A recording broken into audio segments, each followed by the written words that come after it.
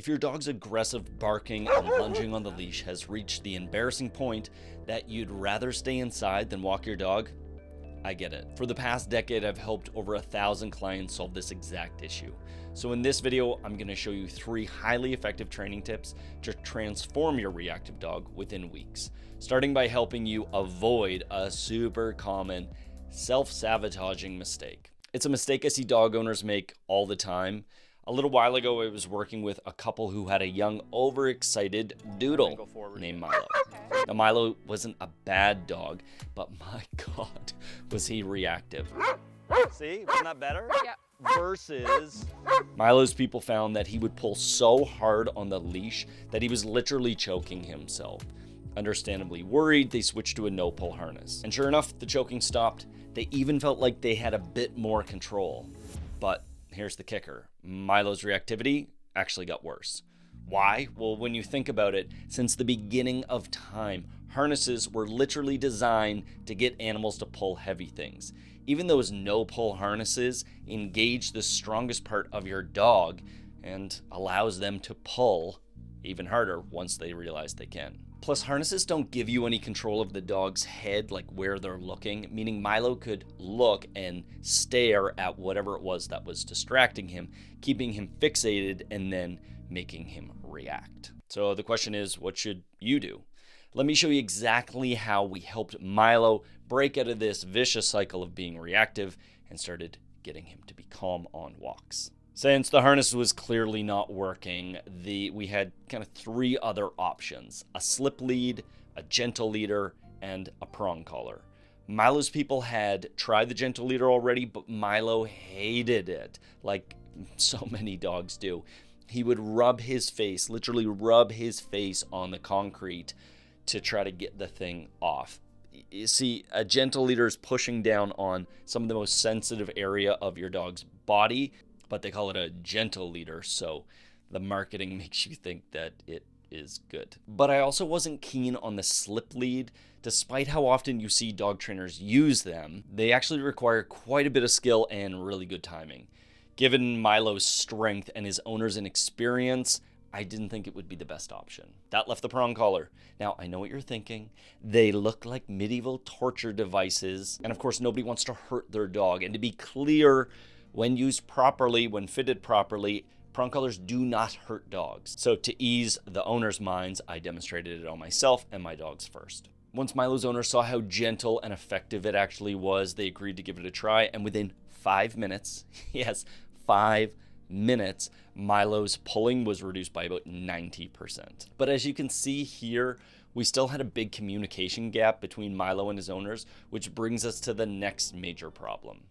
But before we dive into the next big problem, I wanted to quickly let you know that I'm currently working on putting together an entire course dedicated to solving leash reactivity. If you're interested in finally getting your dog's reactivity under control in a one-stop place, make sure you join the waitlist, and depending when you watch this, the course actually could be done already. Either way, link in the description, check it out. All right, back to the major problem and the mistake I mentioned before. It's a mistake that you probably haven't made since you were about, 3-4 years old, and it's leaving the house without putting your pants on. But when it comes to walking our dogs, that's exactly what most of us do. We head out the door without first getting our dog's engagement. And like leaving the house pantless, skipping this next crucial step ruins your chances of having your dog's attention once distraction actually kicks in. So here's how you make sure that you and your dog are wearing your pants before you actually step outside. With your dog already leashed, simply ask them for a few easy, simple behaviors like come, sit, and heel before you open the door. Even if they aren't great at this, don't worry about it. And even if they don't know the words yet, don't worry about it. This is practice for both of you. Now, once your dog seems to be tuned into you a little bit, open the door and do it again before stepping outside. And of course, you can switch it up a little and do sit, heel, come. Sit, heel, come. Sit. And then step outside and do it again in your driveway before actually leaving your property. If you live in an apartment, do it in the hallway, and take the stairs. Just avoid the elevator for now, if and when possible. This quick routine sets up you and your dog to focus on you and less on the rest of the world. If you want to level this up, add a distraction of your own. You could throw food or a toy out of the reach of the dog and work through that distraction being present. For rewards, I like to use their food indoors and treats outdoors. But if your dog is not food motivated, that's fine. Don't try to force it. Find another reward that they will work for instead, or just do the actions and try to just really animate yourself and be engaging.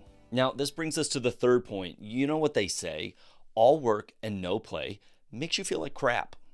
Okay, that might not be exactly how the saying goes, but it's true. After completing steps 1 and 2, you'll have a level of control that you probably didn't experience before. And while your dog will be now calmer and more engaged, walks will be more enjoyable, they'll also be more mentally taxing for both you and your dog. That means you'll both need breaks. But how do you take breaks without your dog losing control and, getting triggered by other things and being reactive again?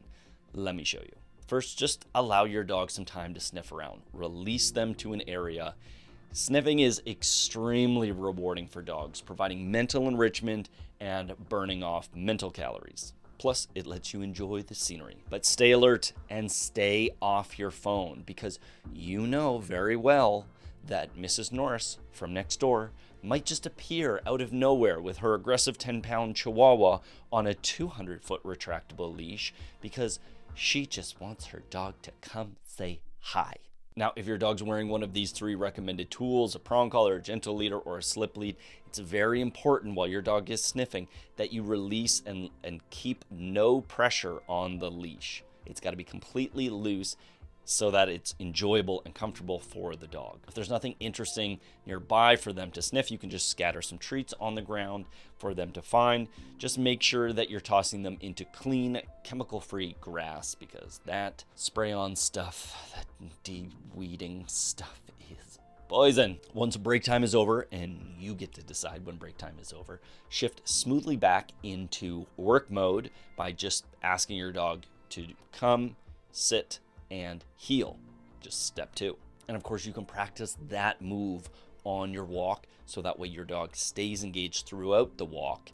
And when they see something that you're like, oh, they might get distracted by that, you just go back into that come, sit, heel. But what do you do if your dog suddenly spots a distraction and becomes reactive? Well, there's 3 simple steps to easily handle that. And I'm going to walk you through them in this video right here. So go watch that and learn how.